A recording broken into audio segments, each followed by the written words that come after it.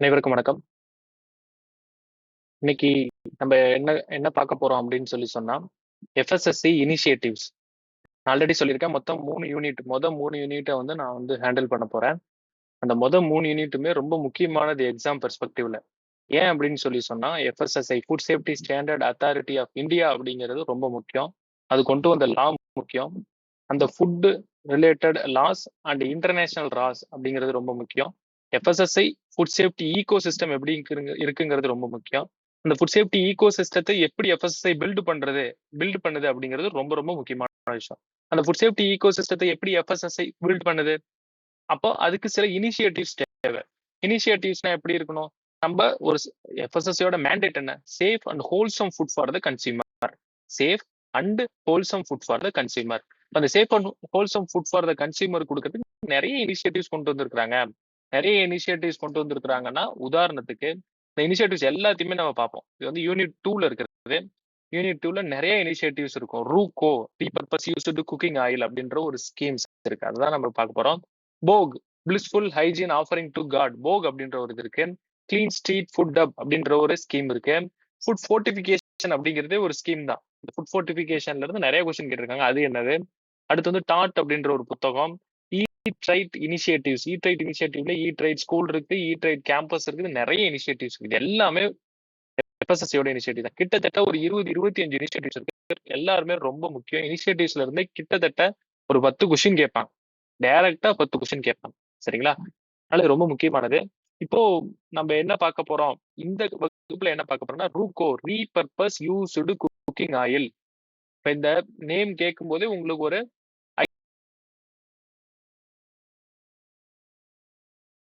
அதுக்கு ஒரு பர்பஸ் கொடுக்குறோம் அப்படின்றது தெரியுது. சரிங்களா? கிளாஸ்க்குள்ள போலாமா? எஃப்எஸ்எஸ்சில நிறைய இனிஷியேட்டிவ்ஸ் இருக்குன்னு சொல்லிட்டேன். நிறைய இனிஷியேட்டிவ்ஸை டிஃப்ரெண்ட் இதா பிரிக்கிறாங்க. Supply side initiatives. சப்ளைனா யாரு? நமக்கு உணவு யாரு சப்ளை பண்றது? Food business operator. Food business ஆபரேட்டர்னா நான் சொல்லிட்டேன். நம்ம இனிமேல் உணவு கடைக்காரங்கன்னு சொல்லக்கூடாது. ஃபுட் பிசினஸ் ஆபரேட்டர், உணவு தொழிலை நடத்துபவரை ஃபுட் பிசினஸ் ஆபரேட்டர்னா ஒரு ஃபுட் சேஃப்டி ஆஃபீஸர் எக்ஸாமினேஷனுக்கு படிக்கக்கூடியவங்க சொல்லணும். Food business operator.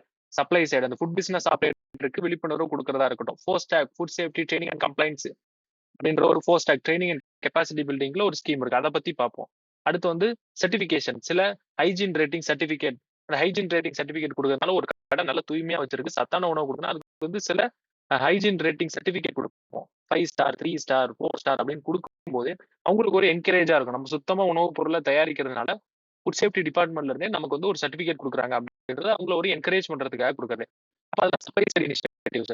Demand side initiatives. Demand யார் உணவு டிமாண்ட் பண்றது? கன்சியூமர். கன்சியூமர் அகைன் நீங்க, நானு, எல்லாருமே டிமாண்ட். உணவு வந்து டிமாண்ட் பண்றோம். அந்த டிமாண்ட் பண்ணக்கூடியவர்களுக்கு சில விழிப்புணர்வை ஏற்படுத்துறதா இருக்கட்டும். அவங்களுக்கு இப்போ உணவு குழந்தைகள் குழந்தைகள் உணவை டிமாண்ட் பண்றாங்க. சத்தான உணவு குழந்தைகள் எப்படி சாப்பிடணும்? அதுக்குதான் ஈட் ரைட் ஸ்கூல். ஓகேங்களா? Eat right school. இப்போ ஒரு ஐடி கம்பெனி இருக்கு. அந்த ஐடி கம்பெனில இருக்கிறவங்களுக்கு ஒரு விழிப்புணர்வு ஏற்படுத்தினா ஈட் ரைட் கேம்பஸ் அப்படின்றது உங்களுக்கு கொண்டு வருவாங்க. Food safety wheel. Food safety வீல்னா நம்ம எல்லாத்தையும் கொண்டு போய் லெபார்டரியிலேயே செக் பண்ண முடியாது. ஒரு உணவு பகுப்பாய்வகம் எல்லா டிஸ்ட்ரிக்ட்டுக்கும் போகும். அந்த ஃபுட் சேஃப்டி வீல்ல டக்கு டக்குன்னு ஒரு உணவுப் பொருளை எடுத்து டெஸ்ட் பண்ணலாம். அந்த ஸ்பாட்ல டெஸ்ட்டுக்கான ரிசல்ட் கொடுப்பாங்க. அப்போ ஃபுட் சேஃப்டி வீல் அப்படின்றது ஒரு ஸ்கீம். இதெல்லாம் அடல்ட்ரேஷனை கண்டுபிடிக்கக்கூடியது. அடல்ட்ரேஷனை உடனடியா இது பண்றது. இதெல்லாம் டிமாண்ட் சைடு இனிஷியேட்டிவ். ஓகேங்களா? அப்ப இதே மாதிரி டிமாண்ட் சைடு இனிஷியேட்டிவ்ஸ் இருக்கு. அடுத்து வந்து சஸ்டைனபிள் இனிஷியேட்டிவ். சஸ்டைனபிள் இனிஷியேட்டிவ்ஸ்னா என்னது? சஸ்டைனபிலிட்டினா முதல்ல என்னது? சஸ்டைனபிள் டெவலப்மெண்ட் கோல் அப்படின்னு நம்ம நிறைய இதுல பார்த்திருப்போம். சஸ்டைனபிள் டெவலப்மெண்ட் கோல்னா நம்ம இப்ப இந்த தலைமுறையில இருக்கிறோம். நம்ம இந்த தலைமுறையில நிறைய சஸ்டைனபிள் இனிஷியேட்டிவ்ஸ் அப்படின்னா என்னன்னா, நம்ம இங்க இருக்கிற வளங்களை எல்லாம் பயன்படுத்துறோம். வளங்களை எல்லாம் பயன்படுத்திட்டு நம்மளே மாசுபடுத்திட்டு போகக்கூடாது. அது வந்து அடுத்த தலைமுறைக்கு நம்ம வந்து அந்த வளங்கள் வந்து போய் சேரணும். அது வந்து சஸ்டைனபிலிட்டியா இருக்கணும். என்விரான்மெண்ட் ஃப்ரெண்ட்லியா இருக்கணும். சுற்றுச்சூழலை மாசுபடுத்தாத அளவுக்கு இருக்கணும். அப்ப அந்த மாதிரி சில இனிஷியேட்டிவ்ஸ் இருக்குது. சஸ்டைனபிள் இனிஷியேட்டிவ்ஸ்ல ஜெய்விக் பாரத் அப்படின்ற ஒரு இனிஷியேட்டிவ்ஸ் இருக்கு. அது வந்து ஆர்கானிக் ஃபார்மிங்கை பத்தி கொள்ளுது. ஆர்கானிக் ஃபார்மிங் மூலயமா உருவாக்கப்பட்ட உணவுப் பொருட்கள் ஜெய்விக் பாரத் அப்படின்ற அந்த ஒரு லோகோவை கொடுக்குறோம். Save food share food. நம்ம கிட்ட இருக்கிற உணவுப் பொருளை வீணாக்காம மத்தவங்களுக்கு கொடுத்து உதவணும் அப்படின்றது சேவ் ஃபுட் ஷேர் ஃபுட். நம்ம இப்ப பார்க்க போற initiatives RUCO, repurpose used cooking oil. பயன்படுத்தப்பட்ட எண்ணெயை சுற்றுச்சூழலுக்கு தீங்கு இல்லாதவாறு அந்த பயன்படுத்தப்பட்ட எண்ணெயை எப்படி வந்து நம்ம வந்து ஒரு ரீபர்பஸ் பண்ணலாம். அதை திருப்பி நம்ம வந்து பயன்படுத்தலாம். அதனால சுற்றுச்சூழலை எப்படி வந்து பாதுகாக்கலாம் அப்படின்றத பத்தி தான் அந்த ஸ்கீம்.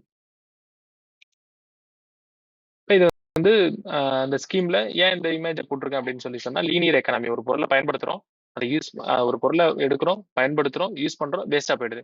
அப்ப அது வந்து சுற்றுச்சூழலுக்கு தீங்கு விளைவிக்கக்கூடியது. டைரக்ட்டா நம்ம வந்து வேஸ்ட்டுக்கு போகாம, அந்த வேஸ்ட்டான பொருள ஒரு டைம் ரீசைக்கிள் பண்ணி பார்ப்போம் அப்படிங்கிறது ரீசைக்கிள் எக்கானமி. சர்க்குலர் எக்கானமிங்கிறது வேஸ்ட் அப்படின்றதுக்கே போகாம, திரும்பி திரும்பி அந்த பொருள் சர்க்கிள் ஆகிட்டே இருக்கிறது. அது வந்து வேஸ்ட்டா மாறவே மாறாது. சர்க்கிளா அந்த ஒரு அந்த இதுக்கு இப்போ சர்க்கிள்ல என்னது? சர்க்கிள்ல எங்கேயாவது வெளியில போறதுக்கு கேப் இருக்குங்களா? கேப் இருக்காது. இப்ப அந்த பொருள் வந்து வேஸ்ட்டாவே போகாம, சுற்றுச்சூழலுக்கு மாசுபாடே ஆகாம, திரும்ப திரும்ப அத வந்து பயன்படுத்த முடியும். அதான் வந்து சர்க்குலர் எக்கனாமி. அப்ப இந்த ரீபர்பஸ் யூஸ்டு குக்கிங் ஆயில் அப்படின்ற அந்த ஸ்கீம் வந்து ஒரு சர்க்குலர் எக்கனாமிக்கான ஒரு உதாரணம். இப்ப நெறைய பிரதமர் நரேந்திர மோடி கூட சொல்லுவாங்க. லைஃப் அப்படின்ற ஸ்கீம். நம்மலாம் வந்து பழைய காலத்துக்கு போகணும். பிளாஸ்டிக் பொருட்களை பயன்படுத்தாம வாழை இலைய பயன்படுத்தணும் அப்படின்லாம் அந்த பிரதமர் மோடி சொல்லியிருந்தாரு. அப்ப அதெல்லாம் வந்து சர்க்குலர் எக்கனாமிக்கான ஒரு உதாரணம். ஏன் இந்த இத சொல்றேன்னா, இதுல வந்து கொஸ்டின் கேட்டிருக்காங்க. 2019 ச 2022 சென்ட்ரல் ஃபுட் சேஃப்டி ஆஃபீசர் எக்ஸாமினேஷன்ல ட்ரிபிள் ஆர் ஸ்ட்ராட்டஜி அப்படின்னா என்ன அப்படின்றத பத்தி ஒரு ப்ரீவியஸ் இயர் கொஸ்டின் பேப்பர் இருக்கு. சர்க்குலர் எக்கனாமி அப்படின்றத பத்தி ஒரு கொஸ்டின்ல கேட்கலாம். சரிங்களா? 3R ஸ்ட்ராட்டஜினா என்ன? Reduce, reuse, recycle. முதல்ல பொருட்களை பயன்படுத்தி வேஸ்ட் ஆக்குறத ரெட்யூஸ் பண்ணுங்க. திரும்பி திரும்பி ரீயூஸ் பண்றதுக்கு என்ன வாய்ப்பு இருக்கு அப்படின்றத பாருங்க. ரீசைக்கிள் பண்ணுங்க. இதான் வந்து ஒரு எக்கனாமிக்கு சஸ்டைனபிளான ஒரு எக்கனாமி. நீடித்த நிலையான வளர்ச்சி. நம்ம வளர்ச்சிங்கிறது இன்னைக்கு நம்ம வளங்களை பயன்படுத்திட்டு போயிடக்கூடாது. நம்ம அடுத்த தலைமுறைக்கும் வளங்களை விட்டு வைக்கணும் அப்படின்றது தான் சஸ்டைனபிள் டெவலப்மெண்ட். நம்மளுடைய வளர்ச்சி வந்து சஸ்டைனபிளா இருக்கணும். சரிங்களா? நம்ம மட்டும் பலனடையணும் அப்படின்னு நினைக்க கூடாது. அதான் வந்து ஆம், இது. இப்ப RUCO repurpose used cooking oil during frying several properties of oil are altered total polar components are formed on the repeated frying. ஓகேங்களா? நம்ம ஒரு எண்ணெயை வந்து திரும்பி திரும்பி ஃப்ரை பண்ணும்போது எண்ணெயை ஃப்ரை பண்ணும்போது அந்த டெம்பரேச்சர் எவ்வளவு ஆகுனா 170 டிகிரி செல்சியஸ்ல இருந்து எண்ணெயை ஃப்ரை பண்ணும்போது டெம்பரேச்சர் எவ்வளவுக்கு போகும் அப்படின்னு சொல்லி சொல்றாங்கன்னா 170 டிகிரி செல்சியஸ்ல இருந்து 170 டு 190 டிகிரி செல்சியஸ் போகும். ஓகேங்களா? எண்ணெயை ஃப்ரை பண்ணும்போது 170ல இருந்து 190 டிகிரி செல்சியஸ் போகும். அப்போ அந்த எண்ணெயை ரிப்பீட்டடா ஃப்ரை பண்ணும்போது அதோடைய கெமிக்கல் ப்ராப்பர்ட்டிஸ் அல்டர் ஆகுது. கெமிக்கல் ப்ராப்பர்ட்டிஸ் அல்டர் ஆகுதுன்னா என்ன? முக்கியமான கெமிக்கல் ப்ராப்பர்ட்டிஸ் அல்டர் ஆகுது. Total polar component.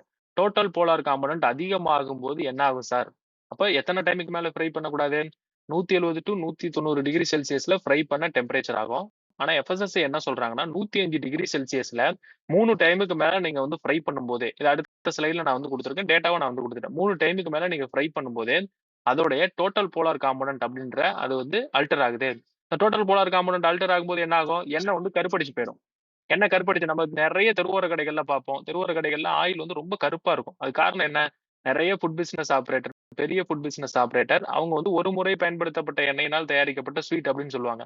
அந்த எண்ணெயை என்ன பண்ணுவாங்க? டைரக்டா கொண்டு போய் தெருவோர கடைகளுக்கு குடுப்பாங்க. ஏன்? அந்த ஒரு முறை பயன்படுத்தப்பட்ட எண்ணெய அவங்க திருப்பியும் பயன்படுத்த போறதில்ல. ஆனா அவங்களுக்கு 1 லிட்டர் வெளியில வாங்குனா நமக்கு எண்ணெய் எவ்வளோ ஆகும்? மினிமம் ஒரு 80 டூ 90 ஆகும். அதே வந்து நம்ம பயன்படுத்தப்பட்ட எண்ணெய வாங்கும்போது ரூ. 50 ரூ. 40 வாங்க முடியும். அத வந்து அந்த எண்ணெய வாங்கிட்டு வந்து இவங்க வந்து சமைப்பாங்க.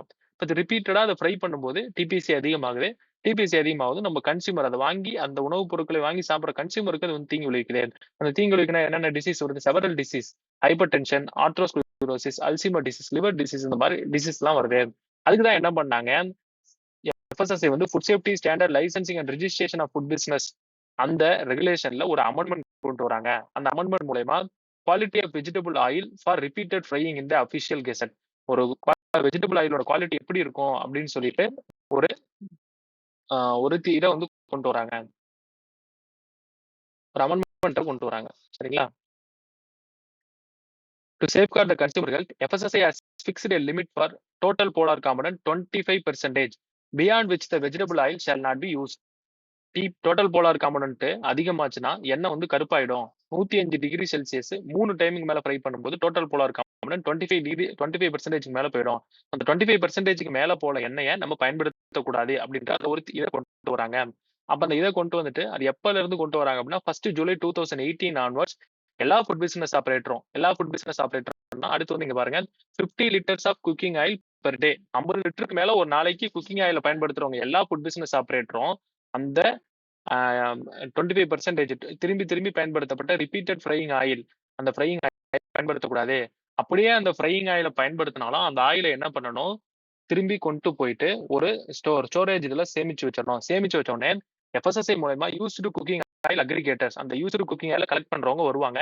அவங்க கலெக்ட் பண்ணிக்குவாங்க. கலெக்ட் பண்ணிட்டு அந்த யூஸ்டு குக்கிங் ஆயிலுக்கு ஒரு விலை கொடுத்துருவாங்க. அந்த விலையை கொடுக்கும்போது கன்சியூமருக்கும் நல்ல ஒரு நல்ல எண்ணெய் மூலமா தயாரிக்கப்பட்ட உணவுப் பொருள் கிடைக்குது. அந்த கடைக்காரங்களுக்கு நஷ்டமா போகாதுல. அந்த எண்ணெயை கொண்டு போய் வெளியில ஊத்த தேவையில்ல. திரும்பி திரும்பி ஃப்ரை பண்ண தேவையில்ல. அதுக்கு அவங்களுக்கு ஒரு பிரைஸ் கொடுத்துடுறாங்க. யூஸ்டு குக்கிங் ஆயில் அக்ரிகேட்டர்ஸ் ஒரு அமௌண்ட் கொடுத்துடுறாங்க. இது வந்து ஒரு win win situation for consumer and the food business operator and the environment friendly எஃப்எஸ்எஸ்ஐக்கு ஒரு வந்து வின்-வின் சிச்சுவேஷனா இருக்கு. நான் ஏற்கனவே சொன்னேன். இப்போ யூஸ்டு குக்கிங் ஆயிலோட டோட்டல் போலார் காம்பனன்ட்ஸ் 25% மேல போகக்கூடாது. அன்யூஸ்டு குக்கிங் ஆயில் 15% மேல 15% மேல. இது ஒரு ப்ரீவியஸ் கொஸ்டின் பேப்பர். அடுத்து வந்து ரிப்பீட்டடா ஃப்ரை பண்ணும்போது ஆயிலோட டெம்பரேச்சர் எவ்வளவு இருக்குன்னா 170 இருந்து 190 degree Celsius. Reuse or over heating of the oil, அது வந்து ஓவர் ஹீட் பண்ணும்போது ஆயிலோட குவாலிட்டி டிகிரேட் ஆகுது. அதாவது டோட்டல் போலார் காம்பனன்ட் இன்க்ரீஸ் ஆகுது. இதுதான் எஃப்எஸ்எஸ்சி ஒரு ஸ்ட்ராட்டஜியை கொண்டு வந்தாங்க. Triple E strategy, education, enforcement, ecosystem. இது வந்து ஒரு previous year question paper technical officer எக்ஸாமினேஷன்ல கேட்டிருக்காங்க. ட்ரிபிள் இ ஸ்ட்ராட்டஜி அப்படின்னா முதல்ல ஒரு ஃபுட் சேஃப்டி ஆஃபீஸரா நீங்க ஆனாலும் டைரக்டா போய் அவங்கள வந்து என்ஃபோர்ஸ் பண்ணக்கூடாது. அவங்களுக்கு மேல பெனால்ட்டி போடக்கூடாது. அவங்க மேல சாம்பிள் எடுத்து வழக்கு போடக்கூடாது. அவங்கள எஜுகேட் பண்ணணும். நீங்க திரும்பி திரும்பி பயன்படுத்துற எண்ணெய்னால இந்த மாதிரி கன்சியூமருக்கு நோய் வரதுக்கு வாய்ப்பு இருக்கு அப்படின்னு சொல்லி அவங்களை எஜுகேட் பண்ணணும். Educate, enforce, ecosystem. Educate பண்ணணும், என்ஃபோர்ஸ் பண்ணணும், ஈகோ சிஸ்டம். சுற்றுச்சூழலுக்கு மாசுபாடு இல்லாம இருக்கும். இந்த 3 விஷயமும் சேர்ந்தது தான் இந்த ரூகோ ஸ்கீம். ஓகேங்களா? இந்த ட்ரிபிள் இ ஸ்ட்ராட்டஜி எந்த ஸ்கீமுக்கு இதாகுது அப்படின்னு சொல்லி எஃப்எஸ்எஸ்ஐ கேட்டாங்கன்னா அது என்ன, RUCO repurpose used cooking oil scheme, triple E strategy இருக்கு. ட்ரிபிள் இ ஸ்ட்ராட்டஜியோட விரிவாக்கம் என்னன்னு கேட்பாங்க. ஏன்னா ட்ரிபிள் இ ஸ்ட்ராட்டஜி முக்கியமான என்னது இருக்கு, ensures good health and welfare for all 130 crore citizen, aiding energy security, climate change mitigation, leading environment and sustainable development. ஓகேங்களா? எனர்ஜி செக்யூரிட்டிக்கு எப்படி யூஸ் ஆகுது? நானே சொல்லிட்டேன். 50 லிட்டருக்கு மேல எண்ணெய் பயன்படுத்துற அந்த கடைக்காரங்க அந்த எண்ணெயை வந்து யூஸ் பண்ண எண்ணெயை வந்து ஒரு கேன்ல போட்டு ஸ்டோரேஜ் பண்ணி வச்சுட்டா அதை வந்து யூஸ்டு குக்கிங் ஆயில் அக்ரிகேட்டர் வந்து எடுத்துக்குவாங்க. எஃப்எஸ்எஸ்ஐ மூலமா அப்ரூவ் பண்ண அக்ரிகேட்டர்ஸ் எடுத்துக்குவாங்க. அந்த எண்ணெயை என்ன பண்ணுவாங்க, பயோடீசலா மாத்துவாங்க. பயோடீசலா மாத்தும் போது என்ன ஆகும், நம்ம ஏற்கனவே இப்போ வந்து எத்தனால் பிளெண்டிங் பெட்ரோல் டீசல் அப்படின்னு சொல்லி கேள்விப்பட்டிருப்போம். இது வந்து பயோடீசல்னா பயோடீசல் பிளெண்டிங் டீசல்.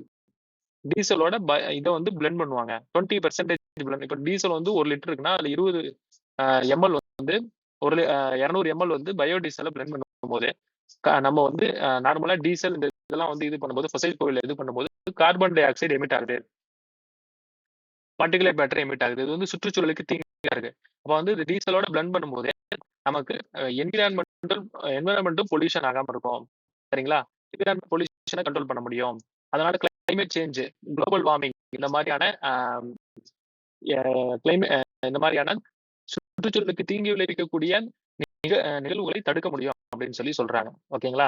அடுத்து வந்து 50 லிட்டருக்கு மேல இருந்தா மேண்டேட்டரி இது பண்ணணும். யூஸ்டு குக்கிங் ஆயில பயோடீசலா மாத்துறோம். ஓகேங்களா?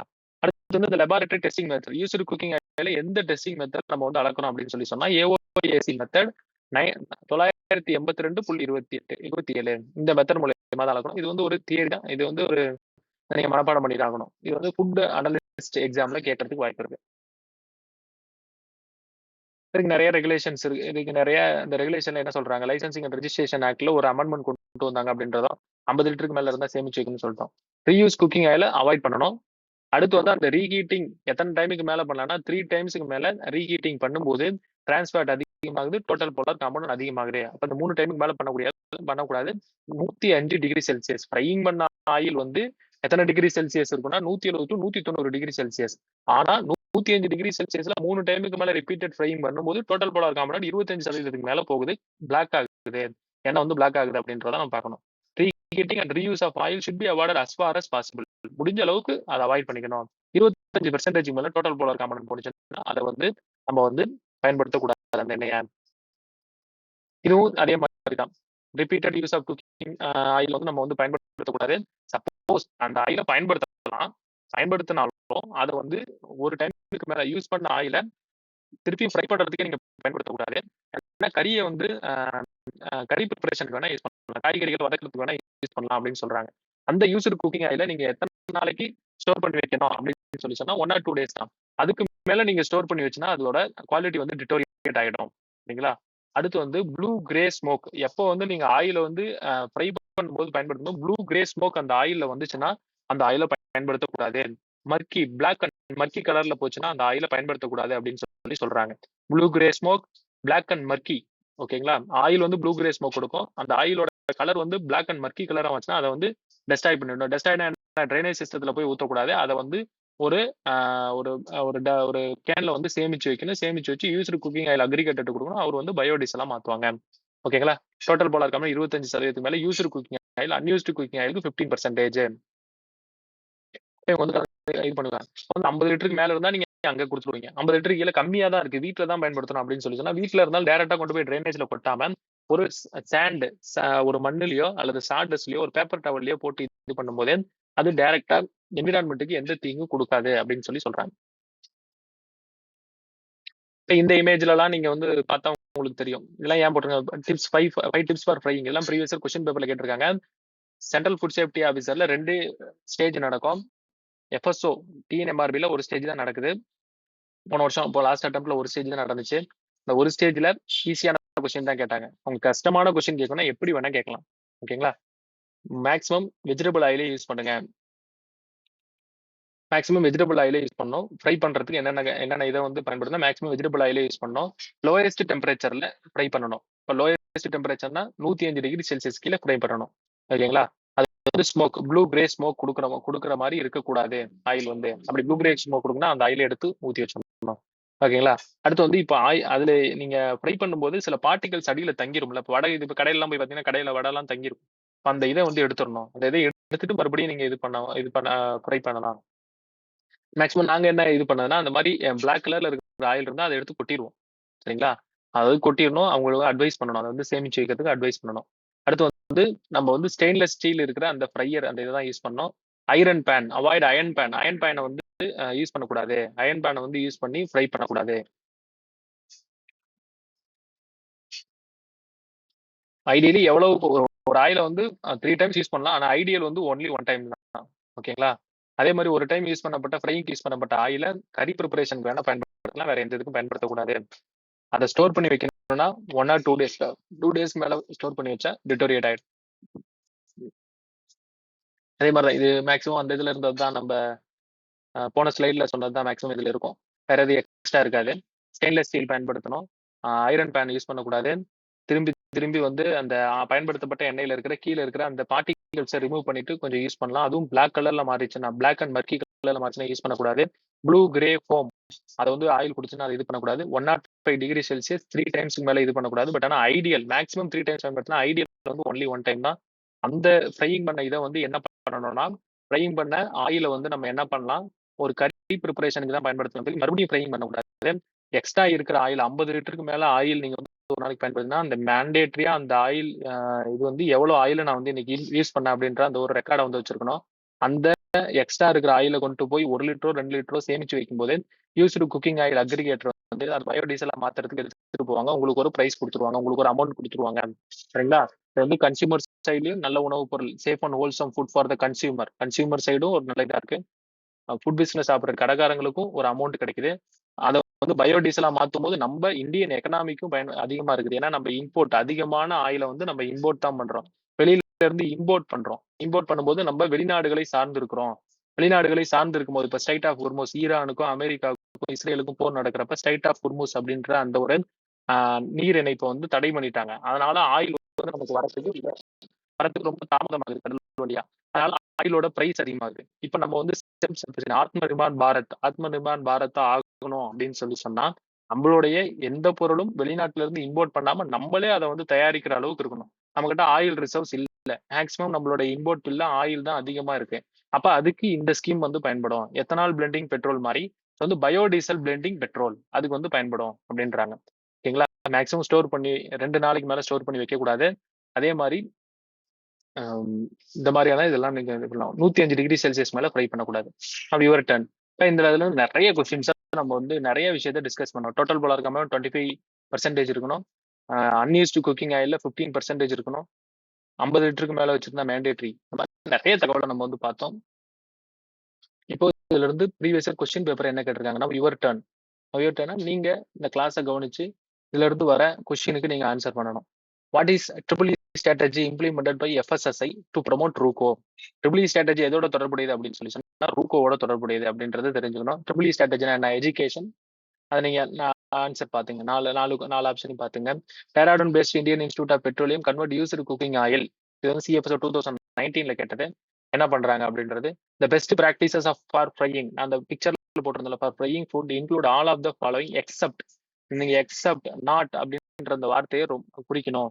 டேரக்டா ஃப்ரையிங்ல இருக்க 5 டிப்ஸ்ல இருக்கிறத பார்த்துட்டு இது பண்ணா நீங்க தப்பா எடுக்கிறீங்க. அப்ப எக்ஸப்ட் அப்படின்னா அது கிடையாது அப்படின்னு அர்த்தம். இது வந்து டிஓ டெக்னிக்கல் ஆஃபீஸர் 2022 கேட்டிருக்காங்க. Full form of RUCO. ரூகோவோட ஃபுல் ஃபார்ம் என்னன்னு கேட்டிருக்காங்க.